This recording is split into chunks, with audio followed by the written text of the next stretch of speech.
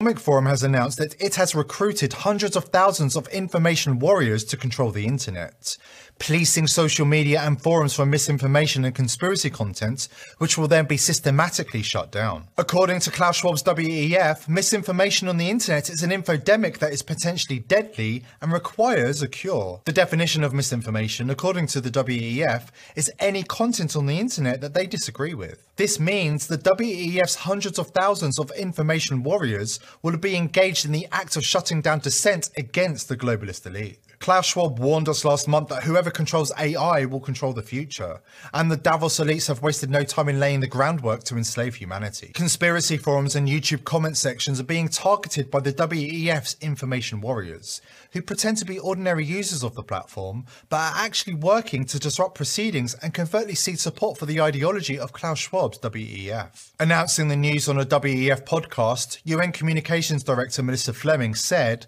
"So far we've recruited 110,000 information volunteers.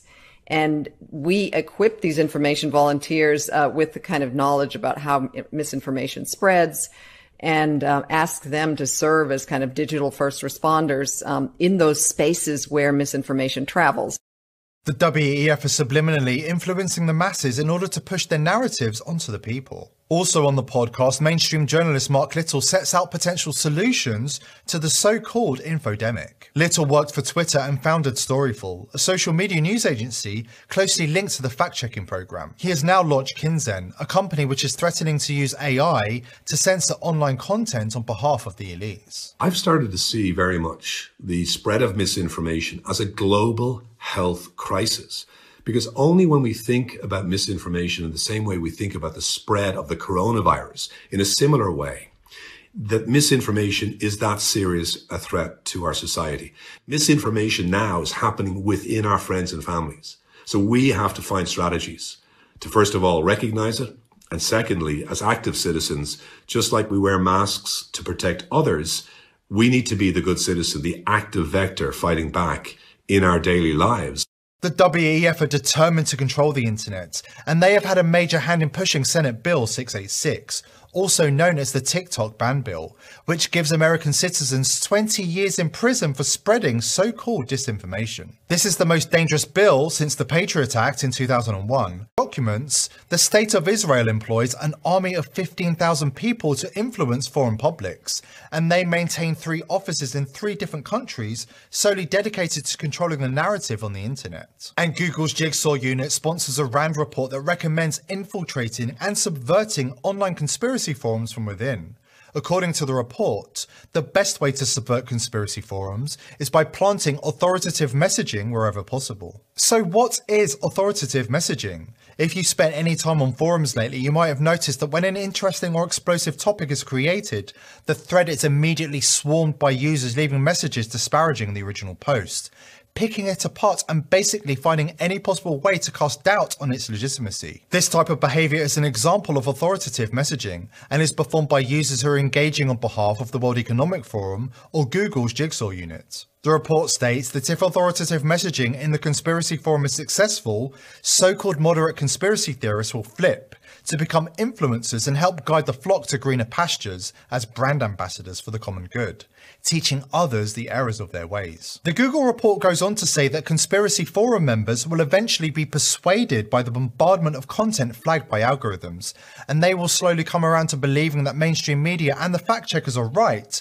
by the sheer volume of evidence and or peer pressure to conform. Judging by the content of this report, it's clear the elite do not have much respect for the intelligence and persistence of the average so-called conspiracy theorists. This is where they are getting it wrong. The average user of conspiracy forums in 2023 has already proven themselves by rejecting the all-encompassing fake news mainstream media, despite an endless barrage of propaganda and predictive programming. It's important that we understand the nature of the information war being waged by the powers that be. We are part of something so huge right now. The elites will not be targeting conspiracy forums and social media in 2023 if these forums were not the last places on earth where truth is being discovered and lies are being exposed. Of data mining people and using this information for a purpose is nothing new. We see just recently a headline here. Businesses have been doing this for a very long time Chase Bank is the newest to jump in here. Here's a headline. JP Morgan Chase cashes in on customer data. So they're monetizing its 80 million customers spending data, their individual purposes. They're now giving those to companies, allowing companies to sift through those so these companies can target ads directly to you from your personal purchases. Wow. So Facebook, no different. Facebook has been data mining its users for quite some time. Facebook users' personal data sent to thousands of companies, says a study. So AI it represents this huge next step of this. It's looking at everything humans have ever created, this digitalized world that we are increasingly in.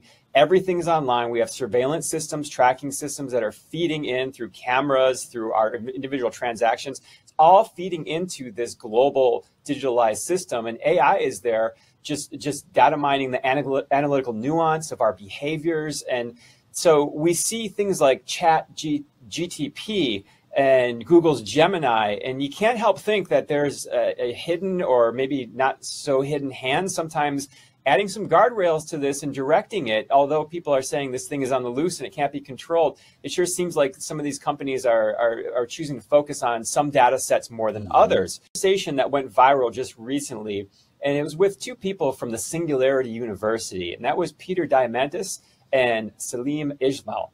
And what they talked about was kind of the current state as they see it for AI. We see no mechanism of any way possible of limiting AI and its spread and its propagation and its development. Like zero.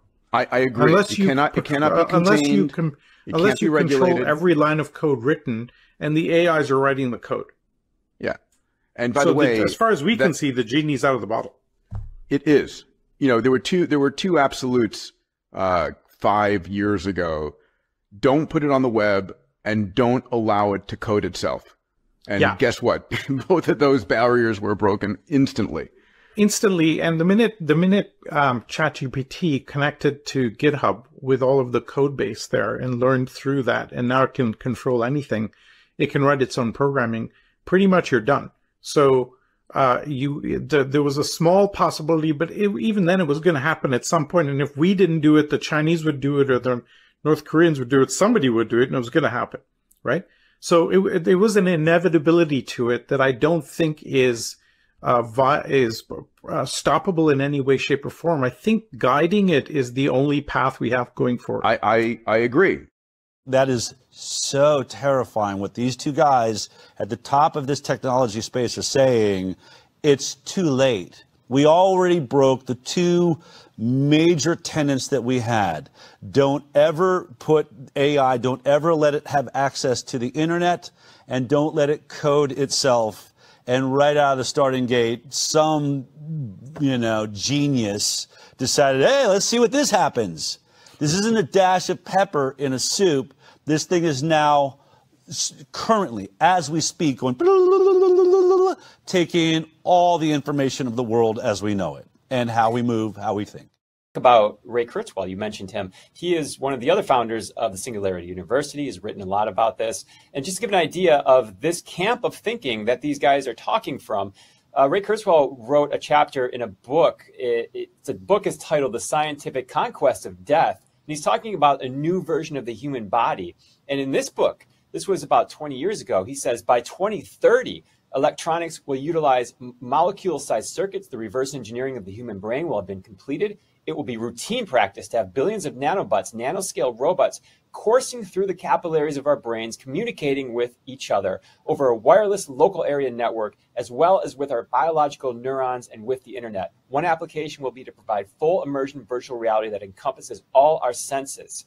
So this is their stated goal of what's going to happen. This isn't, hey, we need to write some better songs. Maybe we can help find a new medicine. This stuff is going in your brain. I mean, this is the extreme of the extreme. So understand that's where they're talking from. And one of the points they said is if we didn't do this, China would have done it, or North Korea would have done it. The idea that being once you got this rolling, this is what no one thought about. How do you stop it? Well, I mean, they should have thought about it. There's only been how many science fiction movies, that have been dealing with this. We are just seconds away. We know this, where the videos, the deep fake videos, that the AI is going to be able to create our images, make anyone be able to say anything at any time. How will we know what the truth is? How will we know if we're even looking at the real president of the United States? Or some fake that's out there trying to confuse everybody? What will happen to news? I mean, Jeffrey, I guess I really am panicked at the moment. It feels like we are right on the verge of just a massive chaos-inducing problem. With OpenAI, all of these different people, with all of these different agendas, with all of these different psychological issues they have themselves, are building their own versions of what AI can do as we speak. There's a army, if you will, of different AI incarnations that are being created right now by evolved human beings and by less evolved human beings, and all of it is now worldwide. It's in everyone's hands. It's too big to stop now. It's now already in everyone's hands to do with it what they think they should be doing, and you have to imagine not all of it's benevolent.